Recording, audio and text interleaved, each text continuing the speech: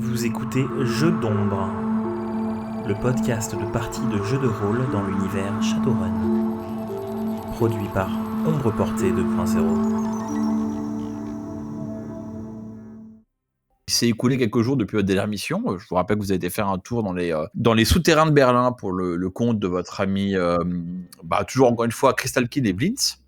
Et là, on va reprendre, pas in media res, mais presque in media res, puisque vous avez eu un rendez-vous avec Crystal Kid et Blitz, mais cette fois-ci dans la matrice. Donc, je vais encore vous demander de venir un peu décorer ça, puisque c'est vous qui avez choisi l'hôte, le serveur matriciel où vous avez rendez-vous avec eux. Voilà, vous retrouverez donc DMG va nous décrire à quoi ressemble le serveur matriciel que vous avez pris pour ce rendez-vous. Et donc, vous avez rendez-vous avec votre ami Crystal Kid, toujours cette espèce d'IA. Crystal Kid, pardon, de cette IA un peu enfantine qui parle comme Yoda, accompagné par Blitz, donc Blitz que vous avez croisé la dernière fois et qui, pour les grands fans de Shadowrun, est un des personnages de Shadowrun Dragonfall, qui cette fois-ci lui présente dans la matrice avec son persona. Et donc, vas-y, DMG, décris-nous un peu à quoi ressemble cette hôte matricielle que tu as choisi pour ce rendez-vous d'embauche, quoi. J'ai trouvé un petit hôte dans un coin tranquille de la matrice où j'ai plaqué rapidement un petit décor mode Berlin 2050, début du flux state, avec une foule en liesse après avoir fait tomber les corpos, qui me permet de générer un bruit matriciel global autour de notre salle de rendez-vous pour éviter d'être écouté. Très bien, donc effectivement, il y a une sorte de décalage entre la réalité et puis l'endroit où vous êtes, quoi. C'est un peu comme un voyage dans le temps. Alors donc, pareil pour mettre du décor, je vais inviter, on se rappelle que toi, DMG, t'es effectivement un poisson dans un bocal. Je vais demander aux autres joueurs, donc à Gentle Weasel de décrire un peu leur persona, et puis après on en verra sur qu'est-ce que vous faites là, quoi. Eh ben moi j'ai un personnage, je suis pas très à l'aise dans la matrice, donc j'ai un personnage qui me ressemble tout simplement. Donc la caricature du beau gosse elfe. Bon, DMG m'a quand même expliqué qu'il fallait pas que je sois reconnaissable parce que quand même c'était pas bien pour la sécurité, donc il a pas ma tête. Donc voilà, c'est un beau gosse elfe lambda.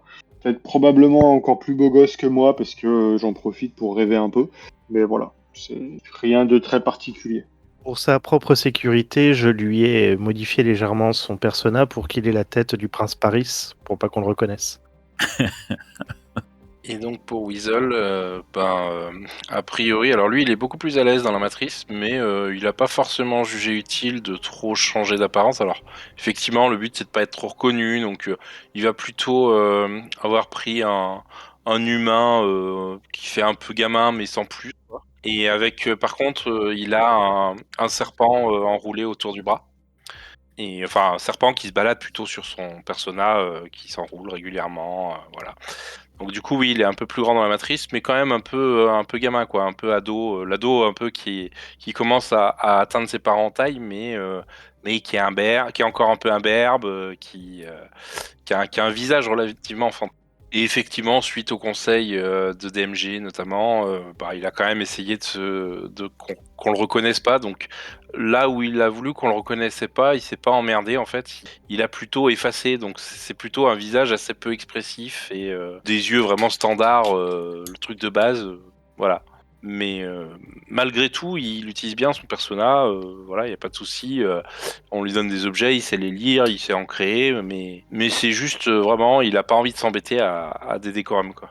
À part le serpent qui se balade autour de lui, donc autour d'un bras, d'une jambe, enfin il se balade. Et du coup parfait, donc vous êtes présenté, le décor est posé. Donc vous êtes donc c'est un bar, un rétro, hein, un bar virtuel mais un bar rétro. Et donc à votre table vous avez Blitz et Crystal Kid qui vient de vous expliquer de manière incompréhensible pendant les 20 dernières minutes ce qu'elle voulait de vous. Alors heureusement, Blitz est régulièrement intervenu pour essayer d'éclaircir les choses, et donc, quand on va reprendre la discussion, vous avez déjà négocié le bout de gras avec les deux, et vous avez obtenu un prix, on va dire un prix au kilo qui vous convient. Vous allez pouvoir savoir pourquoi je parle de prix au kilo. Et donc là, on est vraiment dans les dates de la mission. La mission, c'est que c'est en quoi ça consiste à aller pénétrer par effraction une décharge pour y voler des vieux composants informatiques. Comme vous l'avez expliqué avec difficulté Crystal Kint et avec beaucoup plus de mots simples Blitz, en fait, comme il y a une matrice filaire, alors là je prends la voix de Blitz, qui va donc reprendre ce qu'il expliquait, il fait voilà, avec la matrice filaire qui est encore à Berlin, il y a beaucoup de quartiers alternatifs et de gens qui s'appuient encore sur l'infrastructure filaire de la ville, malgré le passage au Wi-Fi, notamment pour des raisons de confidentialité et de volonté de ne pas passer par un réseau qui peut être espionné par les corporations. Et en fait, tout ça, il faut le maintenir, en fait. Et aujourd'hui, il n'y a plus d'usines qui font des composants, il n'y a plus rien qui font des composants. Donc, la meilleure façon de maintenir cette infrastructure, que ce soit celle du Caligari Kits, mais d'autres quartiers alternatifs, et même de nourrir quelques business à côté, c'est d'avoir des composants d'époque. Et c'est pour ça qu'on veut que vous pénétriez, que vous alliez faire un petit ramassage dans cette décharge située à Falkenberg, qui est donc une halle de recyclage gérée par Chiawase. Et en fait, dedans, on espère que vous allez trouver. Alors, il vous sort une liste, il vous montre. Alors, dans l'environnement virtuel où vous êtes, la liste, il la sort de sa poche. Et puis, c'est un papier qui déroule, mais évidemment, c'est un fichier informatique. Et là, vous avez vraiment une liste de composants. Alors, il n'y a pas de nombre. Il ne veut pas 5, 6 puces. Il dit, si vous trouvez ces puces-là, vous les prenez autant que possible. Mais en gros, il y a une liste longue comme le bras, comme plusieurs bras, en fait, de composants en tout genre. Alors, il y a de quoi, tous les composants de base, pour faire un parallèle avec aujourd'hui, il y a tout ce qu'il faudrait pour monter un ordinateur. Donc, vous auriez genre carte mère, bus, machin, etc. Mais il y a aussi tout pour câbler un réseau, donc l'équivalent Shadowrunesque du RJ45, de quoi faire des routeurs, de quoi faire tout ce qu'on peut imaginer dans l'infrastructure informatique du futur. Et donc voilà, plus vous ramènerez de chacun des composants, mieux ce sera. Idéalement, il faudra que vous en rameniez tous. Enfin, si on veut avoir tout ça parfait. Et donc, comme ça, il y a une liste de composants qui est long comme le bras. Et vous avez en gros compris que vous faites un peu un prix de gros, et si jamais vous arrivez à ramener une bonne quantité, qu'on va qualifier d'une bonne quantité, ce serait peut-être quelque chose que l'ordre de peut-être 30 ou 40 kilos de matériel brut, vous pourrez toucher jusqu'à 35 000 euros. On est en euros dans le jeu. C'est un peu le plafond le plus haut, mais bon, vous vous rendez compte que pour ramener assez, pour avoir 35 000 euros, il faut quand même ramener pas mal la dose. Encore une fois, Anarchy, on s'en moque, vous serez payé en karma, mais c'est juste pour le fluff. Et donc voilà, et donc comme vous l'expliquez Blitz, il dit voilà, c'est en gros ça le topo, il faut que vous alliez voir, vous allez à la décharge, que vous pénétrez à l'intérieur, de manière discrète, pas discrète, ça je m'en tape, mais vous ramenez le matos, et idéalement sans ramener les flics chez nous au Caligari Kits. Et une fois que vous livrerez le matos ici, moi je vous paye, et puis après moi et Crystal Kint, on s'arrangera pour un peu revendre ça et de faire un peu, dépanner le quartier, et puis de faire un peu d'argent là-dessus aussi, quoi. Bon, ça paraît relativement simple, dit-il avec un petit sourire un peu amusé de vieux runner roublard. Qu'est-ce qu'on sait sur cette décharge de Chiawase au niveau sécurité, ce genre de choses? Alors, je n'ai pas pu faire vraiment de grosses recherches dessus, des Blitz. Ce que j'en sais, c'est qu'apparemment, donc c'est une grande structure qui est construite au nord de Berlin. C'est Falkenberg. Falkenberg, c'est une banlieue qui est au nord de Berlin. C'est une banlieue qui est très très limitrophe avec le Brandenburg. Donc en fait, c'est vraiment, faut pas imaginer ça comme une banlieue industrielle. C'est vraiment quand on est dans les banlieues qui sont près de la campagne. Et en fait, ce qui vous montre sur la carte, c'est qu'en fait, la zone urbaine la plus dense près de cette décharge, c'est à 5 km de la décharge. La décharge, elle est vraiment au milieu des champs, au milieu de nulle part. Et d'après les photos qui vous montrent dans la matrice, en fait, encore une fois, il pose sur la table un vieux holoprojecteur des années 2050 qui grésille et qui fait apparaître en 3 dimensions une image 3D qui, elle, en fait, vient de la matrice. En fait, le site, il y a une sorte de grande, pas une autoroute, mais il y a une 2x2 voies, deux voies dans chaque direction, qui doit être la I10, qui passe près de la décharge, avec une sortie qui mène à la double porte qui entre à la décharge. Et la décharge, c'est vraiment, imaginez une grande barrière physique. Enfin, c'est pas une barrière au sens mur épais, c'est du grillage couvert de barbelés, un peu épais et couvert de barbelés, qui dessine un grand carré au milieu d'une zone ce qui était à l'époque probablement un champ ou une zone dégagée, quoi. Et dans ce carré, en fait, vous avez des rectangles alignés, il y en a une douzaine. Et ces rectangles, en fait, c'est des halles. Alors, les halles, c'est vraiment au sens premier du terme halle, c'est vraiment pas un entrepôt, mais un toit avec des posé sur plusieurs pas pylônes, mais plusieurs piliers, Et en fait, dessous, il y a le matériel qui est accumulé. Et donc, vous avez une douzaine de trucs, de halles qui sont alignées de gauche à droite. Et en fait, chacune des halles a son propre petit périmètre avec son propre petite grille, sa propre petite grille, hein, et des portes qui donnent accès à chacune des halles. Ce qui fait que, bon, ça vous le voyez dans le plan déjà, hein, que quand les gens arrivent, ils se font d'abord contrôler à l'entrée de l'enceinte générale. Puis le camion rentre, se dirige vers la halle numéro 3, par exemple. Et là, repasse une barrière et rentre dans la halle.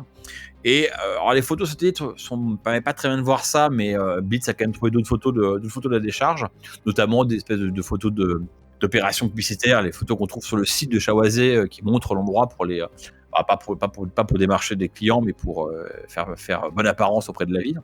Et en fait, donc sous chaque halle, vous avez des rangées de déchets empilés. Alors, il y a des halles qui sont remplies de carcasses de voitures, il y a des halles qui sont remplies de, je sais pas, de biens de consommation empilés, etc. Et donc, Blitz a entouré la halle numéro 8, donc sur 12, hein, donc celle qui est qui va plus à droite, mais qui est un peu à droite quand on rentre, puisqu'on rentre au niveau du 6. La halle numéro 8, en fait, elle est remplie de composants informatiques. Alors, c'est des rangées qui font. Alors, c'est soit si les composants s'y prêtent, ils ont été empilés, mais généralement, il y a des étagères un peu. Ce qu'on appellerait des étagères Ikea aujourd'hui, qui contiennent tous ces trucs-là. Et en fait, ça monte quasiment à 2 mètres de hauteur. Et en fait, il y a juste la place entre chaque rangée pour faire passer un chariot élévateur. Et vous voyez d'ailleurs que dans l'enceinte de la halle, de la halle 8, comme chacune des halles, hein, vous avez un petit chariot élévateur qui permet de dépasser des choses. Je crois que voilà, c'est à peu près, je sais pas que ça répond à ta question. Est-ce qu'il y a un accès pour justement des camions qui viennent vider les trucs, parce qu'ils doivent bien en faire quelque chose de tout ce qui est dans cette déchetterie? Là, Blitz sourit quand tu dis ça, il dit figure-toi, Visual, non, c'est l'inverse. En fait, le contrat que Chawazé a passé avec la ville il y a maintenant presque 8-10 ans, au moment de la formation du Berlin aujourd'hui, c'est de s'occuper de déchets de leur recyclage. Donc en fait, ils n'ont pas le droit. Tout ce qui rentre n'a pas le droit de sortir, puisque ce qui ressort doit être recyclé. Ce qui fait qu'en fait, c'est la dernière chose que la ville voudrait avoir, même si on sait bien que les villes, c'est un peu pouvoir politique, hein. Mais la dernière chose que la ville voudrait avoir, c'est qu'en fait, Chawazé ramasse ses déchets et puis les revende au plus offrant. Ce qui fait qu'en fait, les départs de cargaison sont très, très contrôlés, car jugées suspicieuses en fait. Donc assez peu régulièrement, là, il y a des départs, mais généralement, c'est des camions homologués par Chawazé qui viennent avec un envoyé de la ville qui vient valider que ce qui est mis dans les camions pour être jeté ailleurs n'est effectivement pas recyclable. Et après, Blitz fait un sourire mauvais en disant, ça dit en passant, clairement, moi, des composants qui sont passés par cette décharge, j'en ai trouvé plein en marché noir. Donc, à mon avis, je sais pas si c'est Chawazé qui a gagné ça ou quelqu'un d'autre, mais des mecs qui remettent sur le marché le contenu des décharges, il y en a un paquet. Hein.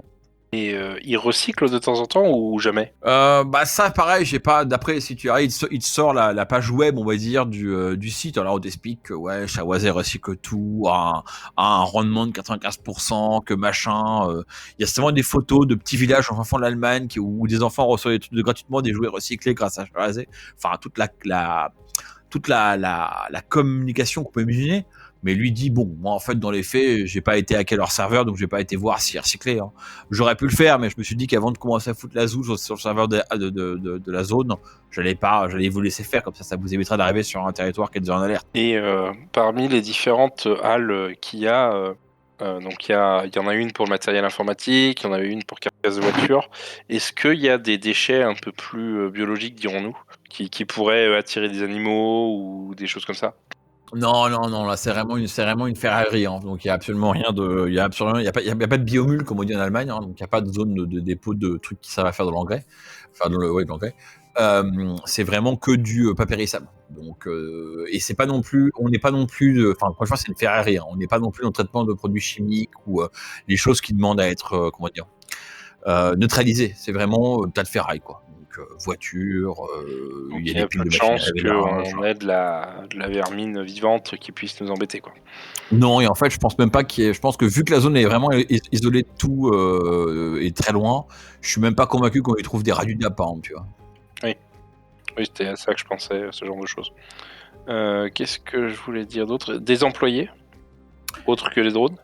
Il n'y a pas tant de drones que ça, apparemment, spécialement d'après ce que j'ai pu voir. Il y a pas, en tout cas, les rares photos que j'ai vues, il n'y a pas de drones volants, ou alors ils sont bien dissimulés.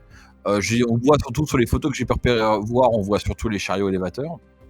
Il y a quelques employés, hein, il y a des gardes de sécurité. Alors pareil, ils te sortent des photos du site ou machin, où tu vois du petit garde de sécurité avec une petite armure légère de Shawazé qui font l'accueil à la porte. D'après ce que j'ai compris, il y a essentiellement de la sécurité sur place. Hein, c'est quand même assez bien gardé. Enfin, assez bien gardé. C'est quand même gardé parce que parce que petit truc, j'ai oublié de vous dire, il dit Blitz avec un petit sourire mauvais. Il dit ça appartient à Shawazé, donc c'est une zone extraterritoriale. Hein. À l'intérieur du rectangle, enfin à l'intérieur du grand carré, vous êtes chez Shawazé. Et du coup, Chiawazé, ça y pas spécialement, enfin, en tire pas spécialement de richesse quelque part. Est-ce que ça les emmerde réellement qu'on leur enlève certains trucs? Ben, ils sont payés. Officiellement oui, mais en pratique. Alors, ils sont quand même payés par la ville, et moi, ce que j'ai pu comprendre, après, ça sera à vous de creuser un peu, hein, c'est que, mine de rien, c'est un contrat juteux, et que du coup, il y a beaucoup de. Enfin, la sécurité est vachement là pour s'assurer qu'il n'y ait pas à la fois des concurrents qui viennent justement vérifier ce que fait Shawazé pour les balancer auprès de la Bervarg. La Bervarg, c'est la corporation qui a été fondée pour gérer la ville. Et alors, petite blague, hein, en fait, la Bervarg, ça a vraiment existé. C'est une entreprise qui a été montée à la chute de Berlin qui s'appelle la Bervarg. Donc, elle a atterri dans le lore de Shadowrun en tant que corporation. Sauf que la Bervarg de notre Raymond, ça fait très longtemps qu'elle a été, qu'elle a foiré, qu'elle a été revendue, qu'elle a été démantelée. Mais la Bervarg a une seconde vie dans Shadowrun. Et donc, du coup, le contrat est quand même assez juteux. Hein, la ville passe ça bien. Donc, Shawazé est, on va dire, précautionneuse du sujet. Après, je pense qu'ils font des inventaires pour essayer un peu de s'en débarrasser, mais pour l'instant, ils sont contents de remplir leur entrepôt. Alors, quand vous regardez les photos, hein, ils sont loin d'être arrivés à saturation. Il y a encore beaucoup d'endroits un peu vides. Hein. Je pense juste que de manière un peu corporatiste, ils attendent d'avoir atteint une masse critique pour que la vente de tous ces trucs-là justifie le machin. Après, j'ai pas trouvé d'inventaire, hein, et ce sera d'ailleurs un problème pour vous parce que pour retrouver les pièces qu'on veut avoir, ça va pas être simple. Mais j'imagine quand même il doit y avoir un sacré bordel, quoi. Alors, donc, il n'y a pas vraiment de camions qui s'en vont parce qu'ils essayent de recycler des choses. Donc, les camions qui s'en vont, c'est du truc post-recyclage très très bien vérifié. Mais il y a des camions qui viennent. Ouais, des camions qui déposent des déchets, hein, assez régulièrement, donc des camions, soit des camions de boueurs, soit des camions normaux de transport. Hein, vu la nature des déchets, parfois ça passe par un simple semi-remorque. Et donc, par contre, ils sont généralement accueillis par les gardes, véhiculés de manière assez, sous escorte, c'est exagéré, quoi, mais sous un œil attentif. Et en fait, ils viennent déposer à la halle qui correspond. Donc là, du coup, ils vous montrent une petite vidéo où vous voyez un camion qui passe par la porte principale, qui tourne à gauche, qui va à la halle numéro 4. Là, les portes de la halle numéro 4 s'ouvrent, ils rentrent dans la halle numéro 4. Il y a un employé de Shawazé avec un petit uniforme qui vient s'emparer du chariot élévateur. Enfin, l'un des 3 chariots élévateurs, parce que là, dans la halle que vous voyez, il y a 3 chariots élévateurs. En gros, il décharge des palettes le contenu du camion dans les rangées. Et alors, vous voyez qu'effectivement, ça reste une vidéo un peu promotionnelle, mais grosso modo, il y a des espèces de drones de tri qui viennent s'attaquer à ce qu'il y a à ce qu'il décharge et qui viennent le mettre dans les bonnes étagères ou au bon endroit. Et le camion, en fait, reste garé entre guillemets à l'avant de la halle. Le pilote sort jamais. Et une fois que le camion est vidé, il repart par là où il est venu, quoi. Je voulais demander, les gardes, pendant ce temps, ils surveillent bien ou finalement, si les drones, au lieu de décharger, ils chargeaient, ça se verrait? Voilà, Blitz commente, hein, donc il dit en fait le problème c'est que c'est des halles, donc comme je te montrais dans la vidéo, il n'y a pas de mur, il n'y a rien qui te cache, t'es à la vue de tout ce qui bouge, et du peu que j'ai remarqué sur les vidéos officielles et les photographies que j'ai pu trouver, le truc a l'air quand même bardé de caméras. Hein. Il y a des caméras en haut de chaque halle a une douzaine de caméras, il y a des caméras au-dessus de chacun des grillages, donc c'est extrêmement dur de faire un truc sans être vu. Enfin, sans être filmé, dit Blitz. Après, est-ce qu'il y a assez de personnes derrière ou de logique informatique pour remarquer que ce que vous ferez? C'est dur à dire, hein, parce que avoir 22 000 caméras et un mec pour les regarder, voilà. Par contre, vu les quantités et vu tout le fait qu'il va falloir que vous cherchiez les pièces avant de les ramasser, hein, vous n'allez pas juste ramasser des rangées de merde, parce que c'est très clair, hein, dans les pièces de rangées que je vous ai montré de la halle numéro 8, il y a plein de trucs qui vont m'intéresser. Enfin, je pense que dans la liste, vous trouverez quasiment tout ce que je veux avoir, mais il y aura 9 tiroirs sur 10, ça m'intéresse pas et ça vous intéresse pas, quoi. Donc, il va vraiment falloir être sélectif. La nuit, il y a toujours autant de monde ou pas? Enfin, les caméras, elles sont toujours là, bien sûr, mais Pareil, j'ai pas fait de repérage de nuit, hein. Moi, j'ai juste en gros, on va dire que Blitz a fait l'équivalent d'une recherche Google un peu avancée. J'ai pas été très loin, je connais l'endroit que de nom. J'imagine que la nuit, ça doit être plus calme, mais il doit pas avoir de dépôt de camion la nuit, ou alors très rarement. Et il doit y avoir au moins en termes de sécurité, peut-être qu'il y a autant de staff, mais en termes d'employés, il y aura probablement moins de monde, ouais. Et il y a des gros murs autour ou c'est vraiment ouvert si on arrive par derrière, on peut rentrer ou pas? Alors, comme je l'avais dit, le périmètre extérieur reprend Blitz, c'est vraiment du grillage un peu renforcé, hein. C'est pas du grillage que tu découpes avec un comment ça s'appelle, un sécateur. Ouais, donc un grillage renforcé qui en fait a au-dessus de lui, en haut du grillage, des barbelés, comme une prison si tu veux. Donc ça c'est le premier périmètre. Et après t'as en gros t'as une route, t'as de quoi passer 2 piétons et une voiture, hein. Donc je vais faire un calcul vite fait. Tu dois avoir 3, 4, 5 mètres entre ce grillage là et les grillages des halles. Et après chaque halle a un grillage, alors beaucoup moins épais, beaucoup moins résistant, mais à son grillage avec ses portes dans son grillage. Et d'après ce que vous avez aperçu dans les photos, il doit y avoir aussi quelque part sur la gauche, on va dire dans le coin bas gauche du carré, vous avez des petits bâtiments pas en préfabriqués mais presque, qui devaient être là où il y aura les bureaux du gestionnaire, la salle de repos, les toilettes, et pas la cantine, mais là où le staff va se faire bouffer ou se prendre un café, quoi. Enfin la salle de repos en fait. Ouais, peut-être les salles de contrôle des caméras aussi. Ouais, si c'est pas directement relié, encore une fois, j'ai pas fait la topographie matricielle, hein, peut-être que c'est relié à un serveur de Shawazé et qu'en fait le monitoring il est fait à distance, hein. Mais c'est pas possible effectivement qu'il y ait aussi un petit poste local, hein, à voir. Enfin encore une fois, moi c'est à vous de voir, hein, je vais pas être tapé là-dedans parce qu'encore une fois, si je commence à fouiner là-dedans, je vais me faire repérer. Bah après c'est vous qui aurez le feu au cul, donc je vais pas commencer à miner ma propre opération, dit Blitz. Bon, je suppose qu'il n'y a pas eu de reconnaissance astrale non plus, même si j'ai des doutes qu'il y ait de grandes protections là-dessus. Il fait, tu m'as regardé avec ta reconnaissance astrale. T'avais une question, je crois. Non, c'était quoi? Qui avait une question? Je sais plus. Ouais, Mathieu, vas-y. Moi, je me demandais si la Bervarg faisait de temps en temps des inspections à sa connaissance. On pourrait éventuellement se faire passer pour comme une unité d'inspection pour vérifier que tout se passe correctement, prendre quelques échantillons pour vérifier qu'il n'y a pas des choses dangereuses qui traînent. Et, est-ce que ça peut être une couverture possible pour s'infiltrer en douce? Pareil, la Blitz hausse ses épaules, il fait je sais pas, peut-être. Le truc, c'est que vu que si jamais il y a une visite de la ville, hein, que ce soit la Bervarg ou une autre instance qui vient visiter quelque chose, c'est clair que Shawazé sera un peu sur les qui-vive. Mais notez bien que comme c'est une zone extraterritoriale, en fait, tant que les déchets entre guillemets rentrent dans la zone et ne ressortent pas, ça remplit le calendrier de la ville. Et la ville a pas tellement la Bervarg ou Berlin en général n'a pas tellement d'autorité à rentrer sur le site. Effectivement. Voilà, ça veut pas forcément dire que Shawazé dira non, hein, mais ça veut dire que c'est pas forcément aussi du pain gratuit qu'on peut le croire. Oui, tout à fait. Au pire, il pourrait vérifier ce qui ressort, quoi. Voilà. Mais ça ne nous intéresse pas forcément. En plus, c'est pas les inspecteurs qui vont sortir le plus de trucs, donc si on vient avec un camion ou un truc comme ça, c'est moyen. Là, le Blitz se marre, il imagine déjà les 3-4 inspecteurs tout polis qui viennent avec leur grosse remorque en disant on va regarder juste, hein. Justement, par rapport à ça, quand je regarde la liste de ce dont il a besoin, j'estime que c'est quoi? C'est le coffre d'une voiture, c'est une remorque, c'est un semi-remorque. On va décrire ça comme ça. T'imagines que si quelqu'un fait le travail d'une manière ou d'une autre de passer dans les différentes rangées de la A8 et vous sélectionne le matériel qu'il veut avoir en prenant le maximum, à la fin, vous aurez peut-être genre 3-4 duffel bags, c'est ou des sacs de sport bien remplis et un peu lourds, qui seront posés en bas de la rangée. Donc, quelque part, à la fin, repartir avec le matériel sur le dos, c'est possible pour un petit groupe, même si vous, en l'occurrence, un elfe et deux demi-portions, ça fait quasiment, ça fait 2 personnes et demie, quoi. En gros, c'est possible pour vous, ça serait possible pour vous de le porter. Le vrai problème, c'est de faire le tri, c'est d'arrêter de les remplir, ces sacs. Quelque part, une fois qu'ils sont remplis, le plus dur est fait. Ça serait quand même pratique d'avoir un véhicule, mais sinon, vous pouvez imaginer, en tout cas, partir à pied si vous voulez, quoi. Est-ce que j'aurais la possibilité de faire rentrer mes 2 petits drones marchands pour aller se fureter dans le truc pour essayer de repérer les pièces en avance sans qu'ils se fassent recycler? Alors Blitz, Beats se frotte un peu la tête de son persona en disant écoute, c'est pareil, j'ai pas été trop vérifié.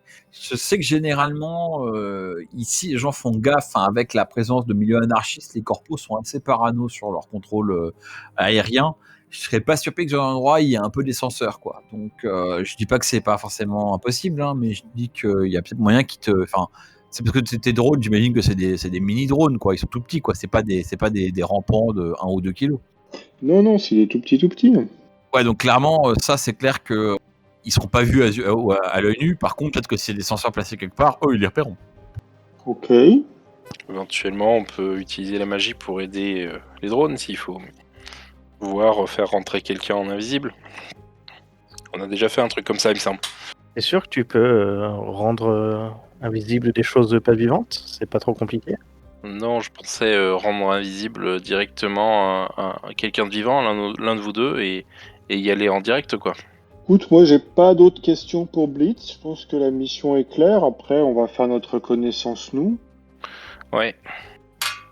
Je pense que... On a combien de temps en délai, au final?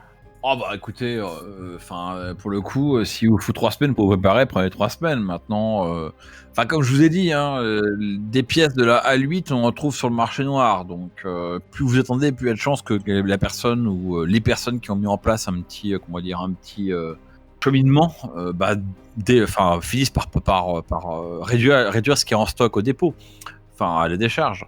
Mais bon, en soi, on n'est pas aux pièces. Ouais, on a le temps. Voilà, ouais, vous avez quelques jours, quoi. Ça serait bien de le faire en quelques jours. Après, plus on attend, plus l'information se périme. Hein. On n'est jamais à l'abri que Shawazé renforce sa sécurité ou autre chose. Oui, bien sûr. Ouais. Par contre, ouais, soyons clairs. Hein, vous vous démerdez pour récupérer le matos et vous le ramenez dans le quartier, quoi. La livraison, c'est aux kids, quoi. Alors, essayez de pas ramener les flics avec vous, hein, merci. Hein. Pas d'arrivée pneus crissants avec les 22 voitures de flics derrière, donc. Exactement, c'est fini les années 2050. J'ai plus l'âge pour ces conneries, D-Bits. Pourtant, ça aurait été avec plaisir que j'aurais éclaté 1 ou 2 voitures de flics avec un camion poubelle. Bah, disons qu'il faut le faire avant d'arriver dans le quartier, quoi. Voilà, c'est ça, fais ça sur la route, D-Bits. C'est noté. Alors, juste pour changer de décor, vous dites au revoir à Bits et à Crystal Kint. Vous vous déconnectez de la matrice et donc maintenant je vous laisse. J'imagine que vous êtes dans votre appartement, toujours situé, votre safe house, situé au-dessus du bar du Caligari Kids, là, qui était au 4e étage. Appartement dont vous avez découvert, je crois, qu'il appartenait avant à Monica Shatter. Encore une fois, une petite référence au jeu vidéo Dragonfall. Et donc, voilà, je vous mets là comme cadre. Je vous laisse nous décrire un peu vos personnages, ce qu'ils font, leur attitude, je vous laisse vous discuter entre vous de ce que vous allez faire. Bon, déjà, j'imagine que ça va être compliqué d'aller physiquement faire le tour. A priori, c'est vraiment au milieu de nulle part, donc ça va être louche. Je sais pas ce que vous en pensez. Ouais, on peut faire un petit tour dans les parages, à défaut d'y aller directement, pour voir un petit peu quelle circulation il y a. Je pense que ce qui peut être pas mal, c'est faire un petit tour dans les parages autour, éventuellement DMG si tu veux regarder matriciellement s'il y a moyen d'accéder à des caméras ou autre pour faire tourner en boucle. Je pense que ça pourrait être sympa d'en savoir plus aussi de nuit. Il me semble qu'on voit tous pas trop mal la nuit. Ça peut peut-être être une idée s'il y a moins de... je sais pas comment on va rentrer, mais s'il y a moins d'aller-retour, quoi. Et puis, moi, j'essaierai peut-être aussi de faire un petit tour en astral rapidement, voir s'il y a des protections. Justement, on parle de sorte d'invisibilité ou autre, ce serait bien quand même, avant de se lancer dans un plan pareil, de vérifier qu'ils n'aient pas prévu le coup, quoi. Ouais. Tout à fait. Donc écoute, on va faire un tour dans les parages, voir un petit peu qu'est-ce qui se passe. Donc c'est au milieu des champs, tu disais. Ouais, alors du coup, vous descendez de votre planque pour aller récupérer ta voiture qui doit être garée quelque part dans le kits. Tu peux dire, ouais, non, t'avais une BM, je me souviens, pas une BMW, t'avais une berline. Si, ouais, l'équivalent d'une BM série 5. Alors je sais pas ce qu'on trouve, probablement une BM série 5 toujours, hein, ça a toujours existé, donc pas de raison que ça change. Exactement. Donc du coup, une BM série 5, donc qui est quand même plutôt en bon état dans mes souvenirs. Enfin, elle est prévue pour en jeter. Elle a pas été customisée ni rien. J'ai pas encore eu les moyens. Ça viendra sûrement. Mais non, pour l'instant, c'est la BM série 5 classique, noire. Donc voilà, c'est classe sans être non plus exubérant. Alors, sans être pour autant. Alors, ce que je veux dire, c'est qu'en fait, du coup, quand tu sors du kit pour monter sur la rampe qui mène sur la A100, qui est juste devant, qui vous sépare en fait de. Enfin, pas la A100, mais la bretelle de la A100 qui vous sépare du quartier de Renraku San. Bah, en fait, quand tu montes sur le truc, il y a les flics de Renraku, enfin, les gardes de Renraku qui sont en face sont toujours un peu remarqués la belle voiture qui sort du quartier, hein, forcément. Il y a que ta caisse qui est plutôt bien foutue. Et donc, voilà, vous montez sur la rampe et vous vous dirigez assez vite vers le nord. Alors, la bonne nouvelle, c'est que vous êtes donc pour rappeler, hein, vous êtes plutôt au nord du centre de Berlin, vous êtes limitrophe entre ce qui est aujourd'hui Prenzlauer Berg et le quartier de Pankow. Et en fait, Falkenberg, c'est un quartier qui est encore plus au nord, qui est vraiment à la périphérie nord de la ville, donc vous êtes déjà dans la bonne direction. Donc c'est assez facile en prenant la A100 et après une autre route plus locale d'arriver dans la direction. Alors, encore une fois, hein, comme toujours dans Shadowrun, comme il y a eu le Svitas, les Eurowar et compagnie, moi je considère toujours que si on regarde la carte Maps d'aujourd'hui, elle est encore valable parce qu'en fait les filles n'ont pas progressé à cause de ces reculs de population.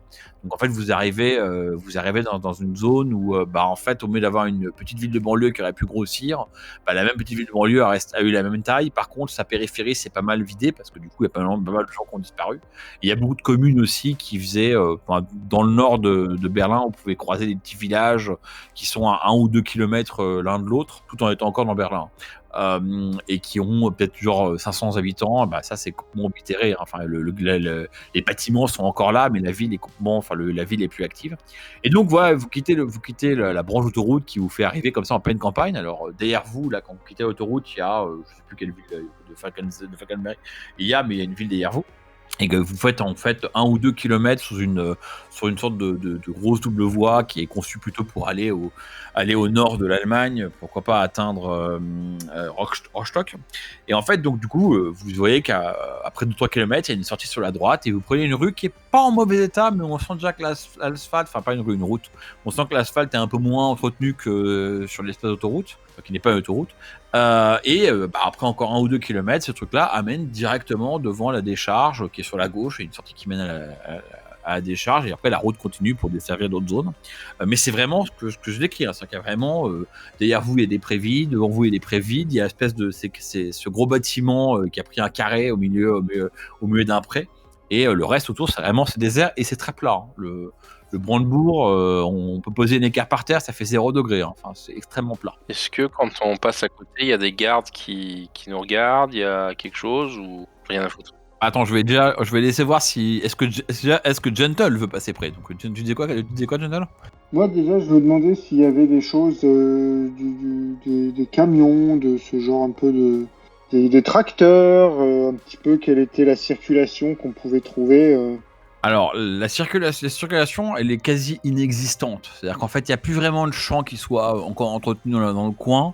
Enfin, si, très loin. En fait, en face de la décharge, il y a un grand champ qui... là, on est pas au début de l'hiver, on est en février maintenant, ou peut-être même non, on est en février. Donc, il fait encore bien froid et c'est encore bien tout mort. Vous voyez au milieu de ce champ qu'il y a un tracteur qui est garé là, ou plutôt une sorte de drone tracteur. Mais à part ça, vous avez rien vu. Enfin, dès que vous avez quitté la route, vous avez rien vu comme véhicule. Et clairement, c'est pas une route très fréquentée.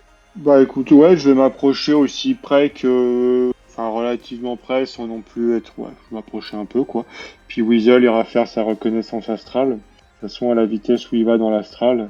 J'essaye de me trouver un petit bosquet pour pas que la voiture soit visible à des kilomètres de distance.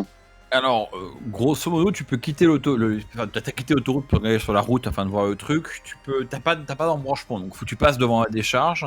Et après, par contre, au-delà de la décharge, au bout de la route, enfin pas au bout de la route continue et passe à côté d'un bosquet, effectivement. Et t'imagines qu'une fois que tu seras passé près du bosquet, tu pourras sortir de la route et garer la voiture dans le bosquet. Enfin, un beau bosquet, Ouais. un bosquet avec au moins une trentaine d'arbres. Voilà, bah très bien, on va se poser là. Hop là. Alors, est-ce que éventuellement tu veux, avant de passer la parole à Weasel, est-ce que tu veux, Gentle, qualifier ta manœuvre de conduire l'air décontracté, enfin fly casual, comme on dit en anglais. Est-ce que tu veux pour un peu, enfin genre faire un test de discrétion pour voir à quel point tu passes inaperçu que tu passes devant la décharge. Je peux faire un test de discrétion. Alors, furtivité. 3 plus agilité. Ça va nous faire 9. Alors dans Shadowrun 5, je t'aurais proposé de remplacer agilité par réaction avec les bonus qui vont bien, mais anarchie, on va faire simple. Voilà, Non, 3. il n'y a pas réaction, de toute façon, c'est tout dans agilité, donc le problème est réglé. Voilà, donc de facto, problème est réglé, quoi. Et donc ouais, alors juste pour après on passe la parole à Weasel, hein, mais quand tu passeras devant la décharge, pendant que Weasel sera pendant l'astral, tu remarqueras qu'il y a effectivement un garde de Shawazé, enfin 2 gardes de Shawazé dans les petites cabines, j'ai oublié le nom, cabine devant le truc là, les petites casernes ou pas casernes, c'est quoi le nom? Oh là là, bref, qui font l'accueil quoi. Des guérites, merci. Donc ouais, ils font l'accueil, etc. Par contre, ce que te surprend quand tu passes devant Gentle, c'est qu'à l'intérieur, tu as aperçu, garé près de l'entrée, de l'autre côté de la double porte qui mène à l'intérieur du bâtiment, tu as aperçu un véhicule qui a pas du tout les couleurs de Shawazé, qui est plutôt dans les tons noirs, et avec un logo, avec un W rouge, que t'as pas reconnu immédiatement. Qui ressemble beaucoup à un véhicule de police un peu renforcé, tu vois, ils ont alors on n'atteint pas le niveau de ce qu'on appelle l'APC, hein, le Armor Personnel Carrier, hein, le gros véhicule que les Marines utilisent dans Alien 2 quand ils débarquent, hein, pas le tank de combat quoi. Mais voilà le bon pick-up de flic avec des pare-chocs renforcés, bien rembourrés, etc. Et qui est carrément au-dessus du niveau de ce que la tenue des gardes indique. Je vous laisse réfléchir là-dessus. Vas-y, et on passe la parole à Weasel pendant ce temps, qui du coup, si j'ai bien compris, tu pourrais être astralement pour faire un tour, c'est ça? Ouais, alors avant, déjà, quand on est passé devant, j'essaie de bien regarder si justement les gardes s'intéressent à la moindre voiture qui passe, s'il y a du trafic, et puis les murs, comment ils sont, enfin pas les murs, les grillages du coup, qui sont autour. Enfin voilà, je jette un œil pendant qu'on passe, voir à quoi ça ressemble. Et puis après, ouais, une fois qu'on est garé, ben là, je me projette en astral et puis je vais voir un petit peu faire le tour discrètement, voir déjà de loin si je vois des esprits, des choses comme ça qui se baladeraient, des barrières qui seraient activées, essayer de passer, peut-être de plus ou moins matérialiser par moment un peu au milieu des trucs, voir s'il y a quelque chose, si ça déclenche des alarmes ou pas, des choses comme ça. Ok. Alors, donc ouais, tu parlais de lumière, t'as remarqué qu'il y a effectivement quelques projecteurs qui sont pas allumés parce que vous passez en journée, mais t'imagines que le soir, il y a quelques projecteurs qui éclairent un peu les lieux. Alors ça reste quand même sombre, mais t'as un peu de source de lumière. T'as repéré quand même pas mal de caméras, hein, quasiment. Alors sur toute l'enclave carrée, t'as vu... à chaque fois qu'il y a, je sais pas comment on appelle ça, un pylône entre 2 zones de grillage, t'as aussi une caméra, quoi. Donc c'est très surveillé, comme ça vous le savez déjà. Et donc quand tu te projettes dans l'astral, quand tu quittes ton petit corps, tu quittes ton corps dans le petit bosquet. T'es clairement entouré de vie, enfin voilà, t'as tous les arbres qui sont autour de toi. L'endroit est assez étrange parce que astralement, c'est une zone très naturelle, mais très pauvre, enfin pauvre, pas pauvre en vie, mais on sent que c'est un endroit où la nature est pas épanouie par elle-même. C'est-à-dire que s'il n'y a pas quelqu'un pour faire pousser des choses, ça va pas devenir une forêt vierge, quoi. Donc quand t'émerges, les arbres ont un air un peu comme ça, pas si t'as envie de dire rachitique, tu vois. L'astral est un peu pas affamé, c'est pas un bon terme, mais un peu mal nourri. Et donc tu traverses les arbres et tu sors des arbres pour voir en fait la décharge. Alors en bouche Shadowrunner, t'imaginais déjà une énorme barrière astrale qui bloque tout l'horizon et tout. Bah non, quand tu sors du truc, tu vois très clairement la décharge. J'avoue que je m'attendais pas à trouver une barrière astrale, mais... Non, mais toi, enfin, voilà, ton personnage non, mais juste pour, voilà, je démonte de base cette attente. Il y a pas ça, clairement. Tu vois donc l'espèce de tache sombre que représente la décharge dans le plan astral. En te rapprochant, elle apparaît un peu par transparence, mais comme toujours, comme c'est quelque chose d'extrêmement récent et moderne, tu discernes à peine sa présence. Par contre, fais-moi un test de perception, donc qui se fait... je crois que tu lances 40 dés quand tu fais perception, tu fais logique, puis je sais pas quoi, mais vas-y, fais un test de perception. C'est logique, volonté, c'est ça? Ouais, tu veux rater, on sait jamais. Oui, j'en ai 16 si je me souviens bien. Enfin, j'ai 7 et 7, plus mon 2 de bonus, 5 succès.